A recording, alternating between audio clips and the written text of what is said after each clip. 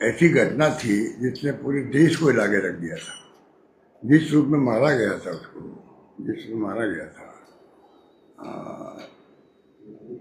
वो ऐसी मानवीय घटना थी। और हमने 4 घंटे में मुलजिम को पकड़ लिए, 4 घंटे में। और फिर भी केस ले लिया NIA ने, नेशनल इन्वेस्टिगेशन एजेंसी ने। हमने कोई एतराज़ नहीं किया, उसी रात को ले लिया केस, क्योंकि वो राष्ट्रीय एजेंसी है, हो सकता है उसमें कोई और एंगल हो, तो हमने एतराज़ नहीं किया। और उसके बावजूद भी उस केस को आज तक वो 3 साल हो गए हैं। NIA कोर्ट जो है वहाँ पे कोई जज बैठती नहीं है, खाली पड़ा रहता है। आज तक बयान NIA करा नहीं पाई उस केस के अंदर। परिवार और प्रदेशवासी न्याय मांग रहे हैं, कब मिलेगा न्याय उनको? क्योंकि वो घटना खाली एक परिवार की नहीं थी, पूरे प्रदेशवासियों की थी। चाहे कोई जाति धर्म के लोग हो, सबको उस घटना ने बहुत पीड़ा पहुंचाई। उसका जवाब इनके पास नहीं है। और चुनाव में हमारे खिलाफ में मुहिम खड़ी कर दी हमने। तो देखिए, उनको अरेस्ट कर लिया, और सरकार क्या कर सकती थी? हमने दोनों बच्चों को नौकरी दे दी, 50 लाख का पैकेज दे दिया। पहली बार आज़ादी के बाद में किसी को इतना बड़ा पैकेज मिला है, वो कन्हैया लाल के परिवार को मिला था। फिर भी चुनाव में इसको मुद्दा बनाया गया हमारे खिलाफ में, और उससे हमें नुकसान भी हुआ। वो ऐसा मुद्दा था मार्मिक, झूठ बोल बोल करके 50 लाख दे दिए मुस्लिम को और 5 लाख दे दिए कन्हैया लाल के फैमिली को, हिंदू को। इतना बड़ा झूठ कोई बोल सकता है क्या? इतना बड़ा झूठ। और बोलने वाला अमित शाह जी भी थे मुख्य रूप से। और पूरे प्रदेश के अंदर ये बात फैल गई कि वास्तव में 5 लाख 50 लाख हिंदू मुस्लिम। आप बताइए, हमें चुनाव हारने में ये भी बहुत बड़ा एक कारण था हमारा, जिसमें लोगों को गलतफहमी हो गई। इस प्रकार से हिंदू मुस्लिम भी किया गया, प्रदेशवासी कभी माफ नहीं करेंगे। अब मैं पूछना चाहता हूं अमित शाह जी से, कृपा करके आप राजस्थान पधारे हैं, आपका स्वागत है, पर कम से कम आज अपनी मीटिंगों में इसको आप प्रदेशवासियों को जवाब दें, भाई वास्तव में ये घटना क्यों नहीं अभी तक सजा हुई? इन लोगों को सजा क्यों नहीं हुई आज तक? हो सकता राजस्थान सरकार इसको देखती, SOG देखती, TS देखती, हो सकता आज तक उनको सजा हो जाती, चाहे वो आजीवन हो या फांसी की सजा हो, कुछ भी हो, वो सजा होके रहती। इतना बड़ा केस था वो। सब काम छोड़ के मैं खुद गया वहां पर, दौरे मेरे खत्म करके गया, चीफ सेक्रेटरी गए, DG पुलिस गए, विश्वास दिला दिया वहां उदयपुर जनता को कि सरकार पूरी गंभीर है, इसलिए कोई हिंदू मुस्लिम का वहां पर तनाव नहीं हुआ। ये हमने किया उस वक्त में। पूरे देश में की तारीफ हुई मीडिया के अंदर। और ये लोग बीजेपी वाले उस वक्त भी चले गए हैदराबाद के अंदर, इनको कोई मीटिंग थी हैदराबाद के अंदर, इनको कोई चिंता नहीं उदयपुर में कहीं आग लग सकती है, इतनी बड़ी घटना हुई है। सब नेता चले गए। बताइए, गुलाम नबी कटारिया वहां के MLA है, चले गए सब लोग। तो कहने का मतलब इतना बड़ा गंभीर केस था, पूरे देश में उसकी बहुत ही बड़ी प्रतिक्रिया हुई। उसके लिए भी इनका ये अप्रोच है देश के अंदर। बताइए आप, ये मुझे एक तो कहना था आपको कि कृपा करके आप भी पूछिए अमित शाह जी से, आज वो पब्लिक को बताए न्याय कब मिलेगा कन्हैया लाल के परिवार को और प्रदेशवासियों को। ये मैं पूछना चाहता हूँ। 3 वर्ष हो गए। 3 वर्ष किसे कहते हैं? अरे 6 महीने फैसले हो जाते गई तो कई ऐसे केस होते हैं आज तक कि 3 महीने में 6 महीने फैसले हुए हैं। लोग फांसी सजा हो जाती है, आजीवन कारावास हो जाती है। इस केस के अंदर आप बता दीजिए कुछ भी नहीं हो रहा। एक तो केस ये। दूसरा जो है, आज आर्टिकल आया है मुख्यमंत्री महोदय का, आर्टिकल आया, अच्छी बात, 5 साल बनाम 1.5 साल कीर्तिमान स्थगित कर रहे हैं। पूरे प्रदेशवासी और प्रदेश के गांव गांव में तो ऐसी सरकार का निकम्मापन, नाकारापन मैंने कभी नहीं सुना किसी सरकार का। सरकारें बीजेपी की भी रही है, सरकारें राजस्थान में कांग्रेस की भी बनी है, बीजेपी की भी रही है। इतना निकम्मा नाकारापन मैंने कभी देखा नहीं, और इतने कम समय के अंदर। आप बताइए 3 साल बाद में सरकार के बारे में लोग प्रतिक्रिया देते हैं, काम नहीं हो रहे हमारे, करप्शन बहुत है, सुनवाई नहीं हो रही है, किसके पास जाएं, सब बातें बोलते हैं लोग 3 साल के बाद में। यही सरकार ऐसी है 6 महीने भी लोगों समझ पड़ गया, पूत का पग पालने में होते ना, वो कागज चरितार्थ हुई है तो राजस्थान में हुई है। पर ये क्या हो गया, हमने ये क्या कर दिया है? चुनाव तो सरकार चली गई पहले वाली कांग्रेस की, तो नई सरकार में ये क्या हो रहा, किसके पास जाए? वो सरकार के मुखिया का दावा करे तो मैं बार बार कहता हूँ ये उनका बहुत बड़ा एक प्रकार से साहस है, हिम्मत है कि वो ये मुकाबला कर रहे हैं। और आज ही जिस अखबार में आर्टिकल लिखा गया, कम से कम सीएमओ को चाहिए था, डीपीआई को चाहिए था, मैंने ही कर दिया। आज तो उनके खिलाफ न्यूज नहीं आती। आज भास्कर के अंदर आर्टिकल भी आ रहा है और मुख्यमंत्री के दावे को खोखला साबित कर रहे हैं। वो ऐसी ऐसी घटनाएं आज आई है उसके अंदर, कानून व्यवस्था की हो या अन्य घटनाएं हो, तो आज तो मैनेज करना चाहिए था। कम से कम मैनेजमेंट भी नहीं किया। आर्टिकल की खुद की दर्जा उड़ गई उसके अंदर ही। पत्रिका में क्या आता है अलग बात है, और अखबार में क्या आता है वो तो लंबी छोटी बातें हैं लगातार आ रही है। और आज तो मुझे बहुत दुख हो रहा है। मैंने अभी देखा वीडियो तो मैं आपके सामने नहीं दिखा सकता हूँ, इतना खतरनाक है वो। पर पता नहीं प्रदेश में हो क्या रहा है, प्रदेश में क्या हो रहा है भाई, ये चिंता में क्या होना चाहिए प्रदेशवासियों के लिए। ये दलित लड़का, दलित लड़के को पूरा नंगा करके किडनैप करके अलवर से बूंदी लिया गया, नैनवा में पूरा नंगा किया गया इसको। और वीडियो आप हम देख नहीं सकते। अगर वीडियो को देखें तो पता नहीं क्या दिमाग में उसके रिएक्शन पैदा हो। इतना खतरनाक वीडियो है ये। मैंने मेरी लाइफ के अंदर ऐसा वीडियो पहली बार देखा है जिसमें इस प्रकार से हिम्मत कर रहा है लोग कि किडनैप भी कर ले, पूरा नंगा करे पूरा, और उसका वीडियो बनाए और घर वालों को भेज दे उसको। इतनी हिम्मत जिस प्रदेश में हो जाए, आप बताइए उस प्रदेश का क्या हाल होगा। चिंता लग गई है। पूरा नंगा करके पूरा वीडियो आ रहा है, वीडियो को देख नहीं सकता उसको। ये 1.5 साल बनाम 5 साल है। अब 1.5 साल में घटना होने लग गई है, तो 5 साल आते आते पता नहीं क्या होगा इस प्रदेश के अंदर। ये चिंता का विषय होना चाहिए प्रदेशवासियों के लिए।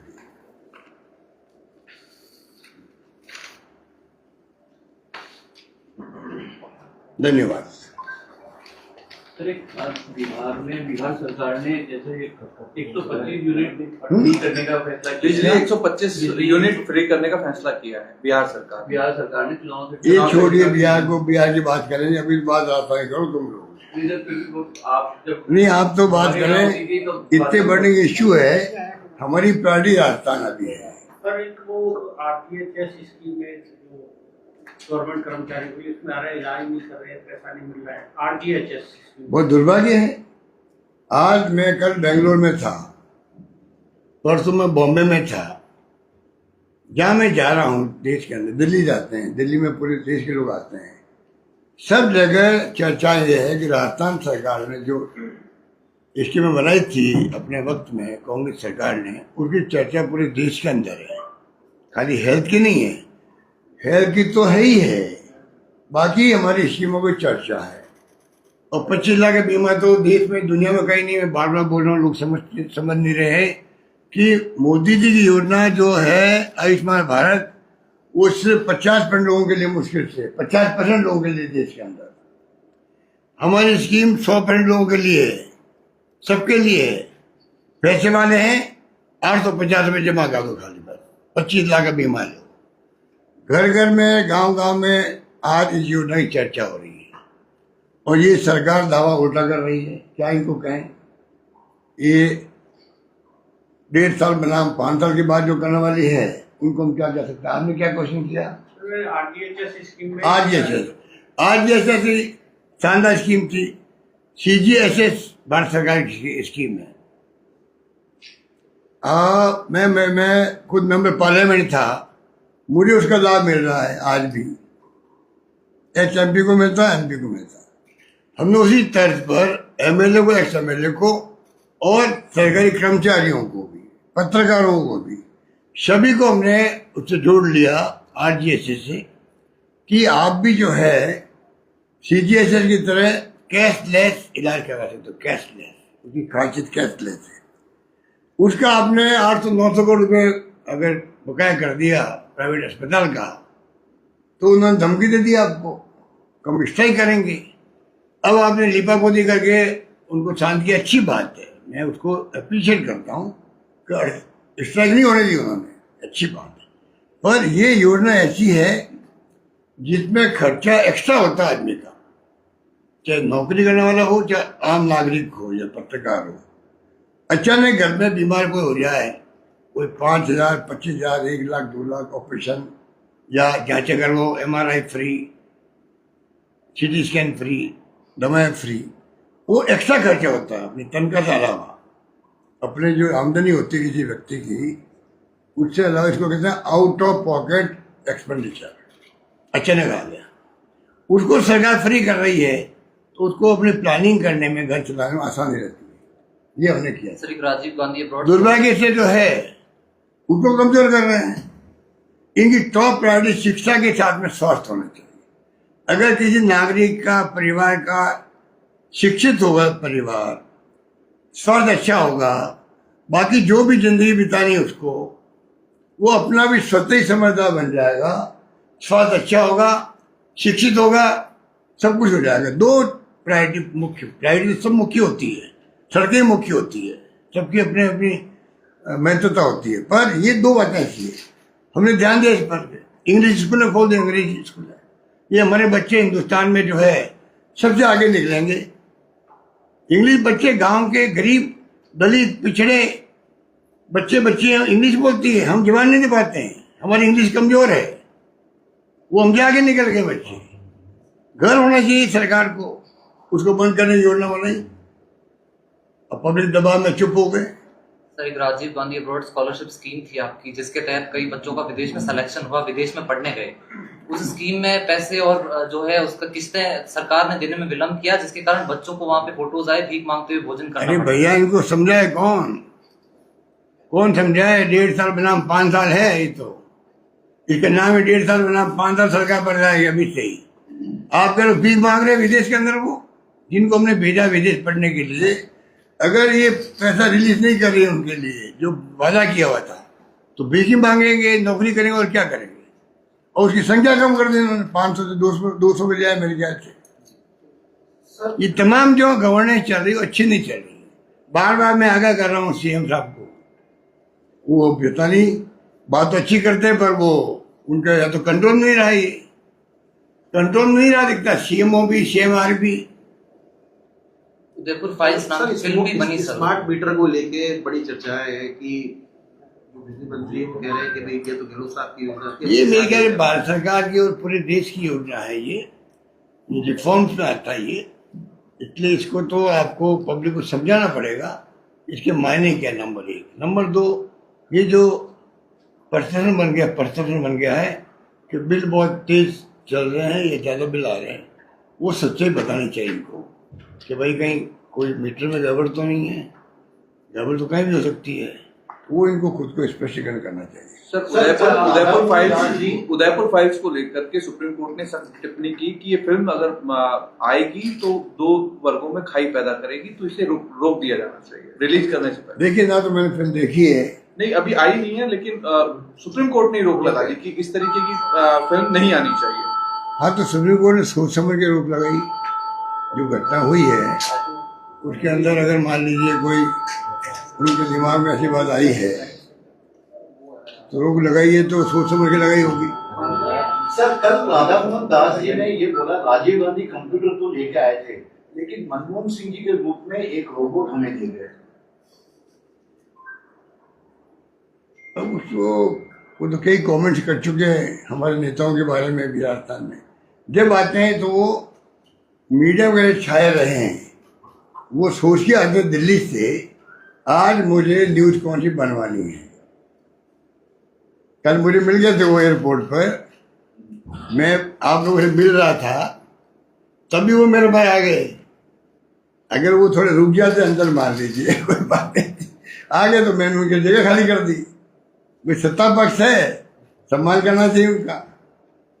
इस तरह से मनमोहन जी के लिए रोबोट, अब आप समझ सकते हो कि वो सोच के आते हैं बोलने के लिए, ये उचित नहीं है।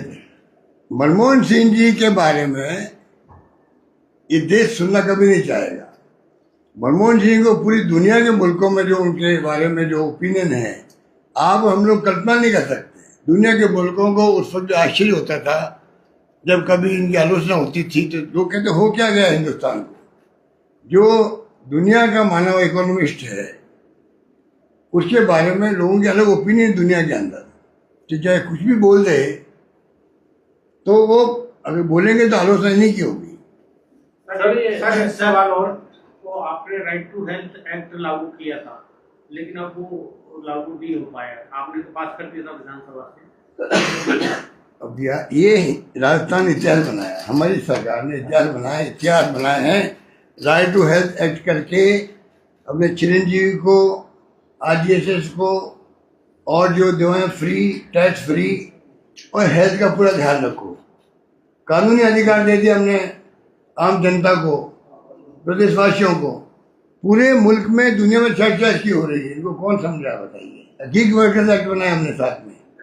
गिग वर्कर एक्ट बनाए तो गिग वर्कर बेचारा, आप देखते हो जोमेटो जो भी है, सर्विस बॉय, डिलीवरी बॉय, इन सब के लिए, वो ठेला वाले के लिए भी है, रिक्शा वाले के लिए भी है। अब ये ऐसी क्लास है जो कब तकलीफ में आ जाए। कानून पास कर दिया तो आर्टिकल लिखा गया न्यूयॉर्क टाइम्स के पत्रकार ने कि राजस्थान सरकार पहली सरकार है जिसने कानून बनाया है, और ऐसा कानून हर राज्य में बनना चाहिए देश के अंदर, और दुनिया के मुल्कों में बनना चाहिए। इसका मतलब वहाँ दुनिया के मुल्कों में भी कोई दुख बेचारे का होगा तो होगा। ये इतना बड़ा क्रांतिकारी कानून हमने बनाया। राइट टू हेल्थ किसे कहते हैं? पहला राज्य राजस्थान बना है। अब अगर ये सरकार बंद कर रही है तो इनकी गवर्नेंस में ये अप्रोच यही होगी इनकी, और ये सब बातें इनको लेट होगी। सर, अमित शाह का जो दौरा है आज का, क्या ये सहकारिता विभाग के कार्यक्रम के मद्देनजर आपको देखते हैं, या इसका कोई राजनीतिक जो आप लगातार कह रहे हैं कि सरकार को उठापटक है, उसको मद्देनजर? क्यों इससे पहले ओम बिरला, भूपेंद्र यादव ये CM के घर पे रात को मिलकर गए थे 2-3-4 दिन पहले। अब अमित शाह आए हैं, तो ये क्या राजनीतिक घटनाक्रम का कोई हिस्सा है? इनकी पार्टी का अंदरूनी मामला है। मैंने तो बात की है,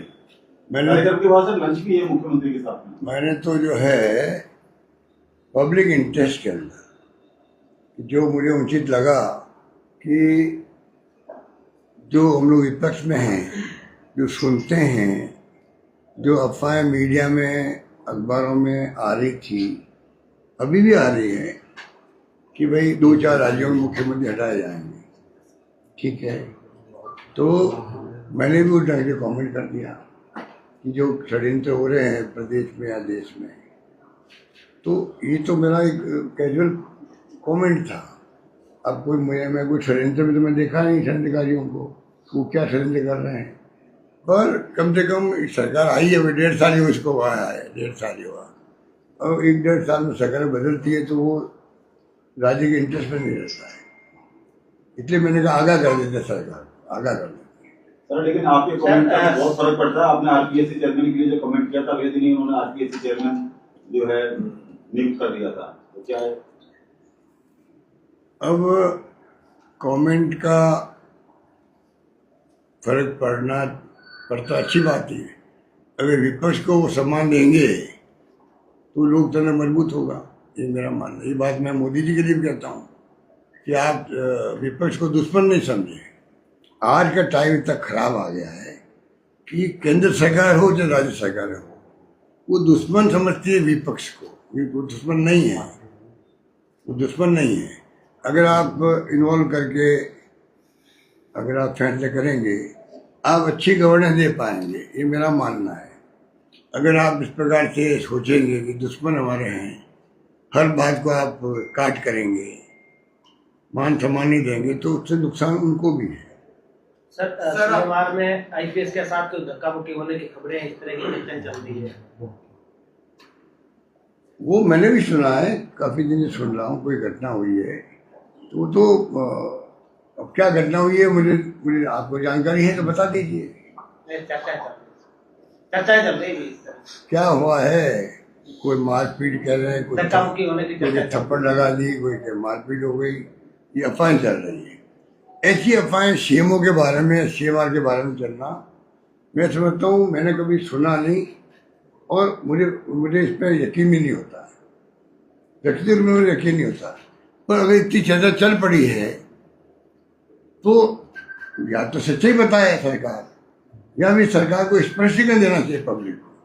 ये लोगों का इकबाल खत्म हो जाता है कि अगर सीएमआर के अंदर, सीएम की मौजूदगी के अंदर अगर ऐसी कोई घटनाएं होती है और सीएमओ में या सीएमआर में पता ही नहीं क्या हुई कि नहीं हुई, पता ही नहीं, तो वो उचित नहीं है। तो उनको स्पष्टीकरण देना चाहिए पब्लिक को। सर ये बात उचित नहीं है कि जहाँ नंबर 1 अथॉरिटी हमारी प्रदेश की है, मुख्यमंत्री तो पद बहुत बड़ा पद है, वहाँ पे अगर घटना होती है तो वो स्पष्टीकरण आना चाहिए। सर आपने स्कूलों के मर्जर का मुद्दा उठाया था। सरकार की तरफ से ये कहा जा रहा है कि पहली बार मर्जर नहीं हो रहा है, पिछली सरकार यानी जो आपकी सरकार थी उसमें भी स्कूलों का मर्जर किया गया। कोई बात नहीं, जो जस्टिफाई वो करो। सर कल अगर आप जस्टिफाई लगता है, हमें जस्टिफाई लगा होगा तो हमने कर दिया होगा, इनको जस्टिफाई नहीं लगता है। हमारी शिकायत यही हो सकती है कि भाई राजनीतिक तौर से आप कोई फैसला मत करो। अगर आप जस्टिफाई करते हैं तो वो फैसला करे सरकार। सर बिहार का वोटर लिस्ट से नाम काटने का मुद्दा राहुल गांधी भी उठा रहे हैं कि वोटर लिस्ट से कई लोगों के नाम गलत तरीके से काटे जा रहे हैं। क्या आपको लग रहा है कि चुनाव आयोग इस तरह का? अब तो सुप्रीम कोर्ट में केस चला बाबू, थोड़ा इंतजार भी करो क्या होगा। सर कल राहुल गांधी की बैठक थी, हेमंत बिस्वा शर्मा के लिए कुछ नेताओं के साथ बातचीत हुई, लेकिन और कोई बात? Thank you. मैडम अभी जो बेंगलोर में मीटिंग हुई थी उसके बारे में थोड़ा सा बता दें। हाँ, उसमें मैं 2 मिनट बोल देता हूँ। ये जो है ओबीसी राहुल गांधी का जो मिशन है, सुनिए भैया, ये टेलीफोन बंद कर दो, टेलीफोन बंद करवा दो पीछे। ये मिशन बन गया राहुल गांधी का, ये मिशन बन गया है कि जातिगत जनगणना हो देश के अंदर। 1931 में हुई थी लास्ट, उसके बाद कभी हुई नहीं। तो वो ये कहते हैं कि एक बार मान लीजिए देश में 70 साल के बाद में भी जिस प्रकार से गरीब रहता जा रहा है, या गरीब बढ़ती जा रही है, अमीर ज़्यादा बढ़ते जा रहे हैं, तो अमीर गरीबी खाई बहुत ज़्यादा बढ़ गई है। इसलिए जरूरी एक बार जातिगत जनगणना हो, सोशियो इकोनॉमिक सर्वे भी हो जाए, ठीक है। तो उससे कम से कम सरकारें कौन सी होगी कोई पता नहीं, उनको सुविधा हो जाएगी किस प्रकार से हम अपनी योजना बनाएं, प्लान करें, बजट बनाएं। तो तमाम तरीके से साइंटिफिक तरीके से फैसले होंगे, वो जनहित के अंदर होंगे। और जो ज़्यादा पिछड़े हैं, एससी के हैं, एसटी के हैं, ओबीसी के हैं, या जो इकोनॉमिक बैकवर्ड हैं, उन सब का मतलब इस प्रकार से जस्टिफाई हो जाएगा उनको। अब 10% आरक्षण मिल गया अभी ईडब्ल्यूएस को, आपको जान के खुशी होगी या गर्व होगा। ये मैंने जो है सबसे पहले हिंदुस्तान के अंदर मई 2003 को, तारीख क्या थी, 21 मई 2003 को मैंने खुद ने इसको, पहला राज्य है मेरा राज्य, कांग्रेस सरकार थी, जब हमने इसको उठाया था, जब चर्चा ही नहीं थी इसकी, कि जो बैकवर्ड लोग हैं, इकोनॉमिक बैकवर्ड हैं, उनको भी आरक्षण मिलना चाहिए। ये मैंने पहली बार उठाया देश के अंदर। उसके बाद में फिर वाजपेयी गवर्नमेंट चली गई, मनमोहन सिंह सरकार ने एक कमीशन बनाया इसके लिए, वो चलता रहा। फिर भी इन्होंने कमीशन बनाया होगा, अब जाकर के वो अभी 2 साल पहले 3 साल पहले 10% आरक्षण मिल गया है, पार्लियामेंट के कानून बना के मिल गया, ठीक है। तो 50% सीमा की जो बात करते राहुल जी, वो 60 तक वैसे ही आ गए हैं, कानून तौर से आ गए हैं, तो सीमा रही नहीं है। तो वो ये कहते हैं कि आप अगर मान लीजिए ये सब सीमा तोड़ो और पूरा सर्वे हो, उस वक्त ये फैसला करो भाई वास्तव में आरक्षण किस रूप में हो, किन किन वर्गों कैसे हो, आपको आसानी हो जाएगी। राहुल गांधी कोई जनरल कास्ट के खिलाफ नहीं है, वो ये कहते हैं कि वो बोलते हैं, आज भी आप सुनते होंगे, SC ST OBC और EWS सबके लिए बोल रहे हैं। आज कोई कम्युनिटी है जनरल कास्ट की भी है, उनमें ही गांव में आप जाओगे तो गरीब मिलेगी कोई कम्युनिटी। शादी नहीं होती बच्चियों की, ऐसी गांव है, ऐसे इलाके हैं, ऐसे परिवार हैं, उनके बच्चों की शादी नहीं होती है।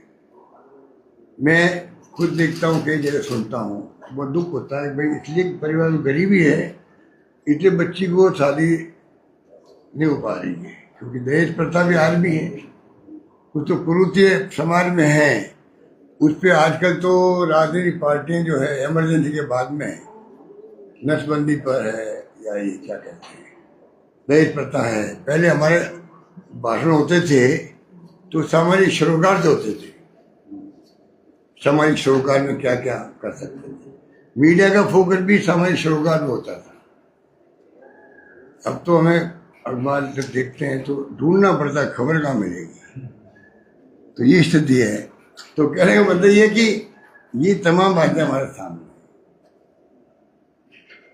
ये बात है। तो दिल्ली में भी जो मीटिंग हो रही है, तो बात क्या, क्वेश्चन क्या था? ओबीसी काउंसिल के जो बैनर, तो ये जो है राहुल जी का जो सोच है, अब उसको लोग क्या है, जो जनरल कास्ट वाले कुछ नेता लोग हैं बीजेपी के अंदर या RSS के लोग हैं, जिन्होंने कभी संविधान को स्वीकार नहीं किया, अब तो ये अम्बेडकर की बात करते हैं। पर और वो अमित शाह जी बोल ही गए थे उसके अंदर, कटाक्ष कर दिया या क्या किया, पर उसको लेके इशू बन गया था कंट्री में। तो कहने का मतलब है कि जो ये जिस प्रकार से इन्होंने किया है, ये अपना आप में राहुल गांधी का स्पष्ट सोचना है, कंट्री के इंटरेस्ट में सोचना है, क्योंकि ये रिफॉर्म्स को एकदम लागू होते नहीं है, सालों लग जाते हैं इसके अंदर, सालों लग जाते हैं, तब जाकर के आप उसका फल मिलता है। ज्योतिबा फुले ने और सावित्रीबाई फुले ने 200 साल पहले जो फैसले किए थे या अभियान चलाया था रिफॉर्म्स के, तो उसमें कितना टाइम लगा होगा, अब जाकर के पिछले 20-25 सालों में ये सब शिक्षा हुई है लड़कियों की। लोग माइंड नहीं करते लड़कियों को पढ़ाने में या महिलाओं को, तो वो तो कह रहे उस वक्त तो पाप लोग समझते थे लड़कियों को पढ़ाना, रिफॉर्म शुरू उस वक्त किया, कितना लंबा सा लगा। तो ये राहुल गांधी चाहते हैं कि जो SC ST OBC लोग हैं, इनको मुख्य धारा में लाया जाए। मुख्य धारा में लाएंगे तो देश की ताकत बढ़ेगी, देश की ताकत बढ़ेगी। एक तबका अगर परिवार में एक भाई कमजोर रहता है और एक भाई आगे बढ़ जाता है, तो परिवार में भी वो एक जो स्पीड होती है आगे बढ़ने की, उसमें टूट जाती है। ये देश है, सब तबके कम से कम मुख्य धारा में आ जाए, सब तो कोई एक से हो नहीं सकते। तो उसमें उनकी सोच है, वो क्रांतिकारी सोच है, वो क्रांतिकारी सोच है। मैं पूरा समर्थन कर रहा हूँ उनको। मैं चाहता हूँ कि SC ST OBC को अगर मालूम पड़े, मुख्य रूप से OBC के लोगों को, उनको पता ही नहीं राहुल गांधी जी जो बोल रहे हैं उसके फायदा हमें मिलेगा कि मिलेगा। OBC के अधिकांश लोगों को, जिन्होंने बीजेपी ने गुमराह कर रखा उन लोगों को धर्म के नाम पर, उनके समझ में बाद में आएगी, क्योंकि इतना बड़ा मुद्दा राहुल गांधी उठा चुके हैं। इतना बड़ा मुद्दा ये उनको खुद को भी नहीं मालूम है उनके नेताओं मालूम हो रहा है, ये सामाजिक संगठन है ओबीसी के, उनको मालूम है कि हाँ ये बहुत बड़ा मुद्दा हो गया, हमारे इंटरेस्ट क्या है, आम जनता को मालूम नहीं। तो ये भी अभियान चलना चाहिए। अभियान खाली ओबीसी वाले क्यों चला है, अभियान जनरल कास्ट वाले क्यों नहीं चला है? क्योंकि जब ये मैं मुख्य धारा की बात कर रहा हूं, पब्लिक इंटरेस्ट में है, तो कोई वर्ग हो उनको आपस में इन अभियानों को चलाना चाहिए, जिससे कि ये सर्वे होके रहे। एनडीए गवर्नमेंट ने अभी फैसला कर लिया कैबिनेट में, अभी भी आशंका लोगों को है, ऐसा नहीं बिहार चुनाव के बाद में कोई बहाना करके इसको वापस पीछे छोड़ दे। ये अभियान जो फैसला हुआ है उसके ऊपर भी लोग डाउट कर रहे हैं। हम चाहेंगे कि वो फैसला लागू हो। एनडीए गवर्नमेंट अभी है तो सेंसस लागू करे, सेंसस के माध्यम से ओबीसी जो है वो जाति की जनगणना ये पूरा करे, ये बात थी। ठीक है। अरे अगली बार मैं आपका मुख्य ये मोबाइल फोन बाहर रखूंगा, ठीक है? मुझे बहुत डिस्टर्ब करता है मोबाइल फोन, अगर बाहर जगह तो ब्रेकिंग है। ब्रेकिंग हाँ ये बात देखी नहीं, उनको को घंटी में लगे, घंटी में लगे, रिंग पर साइलेंट करे।